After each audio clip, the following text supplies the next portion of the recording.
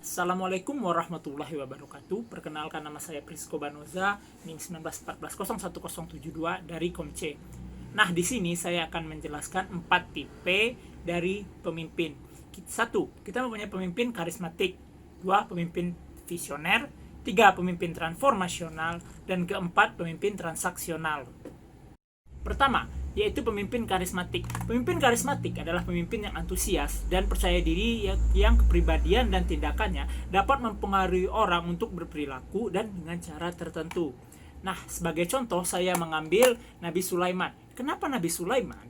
Karena Nabi Sulaiman merupakan nabi yang menguasai dunia dan raja dari segala makhluk. Begitulah kisahnya disebutkan. Nah, kenapa Nabi Sulaiman disebut karismatik? Karena Nabi Sulaiman, saya itu raja dari segala makhluk, sangat percaya diri akan kemampuannya, sangat percaya diri akan tindakannya, dan karena tindakan-tindakannya tersebut mampu mempengaruhi banyak orang. Nah, yang kedua adalah pemimpin yang visioner. Pemimpin yang visioner adalah pemimpin yang melampaui karisma karena kemampuannya menciptakan dan menyatakan visi yang realistis, layak dipercaya, dan menarik mengenai masa depan. Nah, contoh yang saya ambil untuk pemimpin visioner ini adalah Nabi Muhammad SAW. Kenapa? Karena Nabi Muhammad merupakan pemimpin yang memiliki karismanya dan memiliki kemampuan untuk menyatakan visi secara realistis, layak dipercaya, dan menarik mengenai masa depan. Seperti yang kita ketahui dari semua kisah Nabi yang telah kita dengar, Nabi Muhammad SAW tidak pernah berbohong dan sangat berpandangan realistis karena mendapatkan wahyu dari Allah Subhanahu wa Ta'ala. Yang ketiga, yaitu pemimpin transformasional. Pemimpin transformasional adalah pemimpin yang memberi inspirasi untuk melebihi kepentingan pribadi demi organisasi. Nah, contoh yang saya ambil untuk pemimpin transformasional adalah Abu Bakar As-Siddiq, yaitu khalifah atau pemimpin Islam pertama setelah Nabi Muhammad SAW. Kenapa saya mengatakan Abu Bakar merupakan contoh pemimpin transformasional? Seperti yang kita ketahui tadi, pemimpin transformasional adalah pemimpin yang bertindak melebihi kepentingan pribadinya.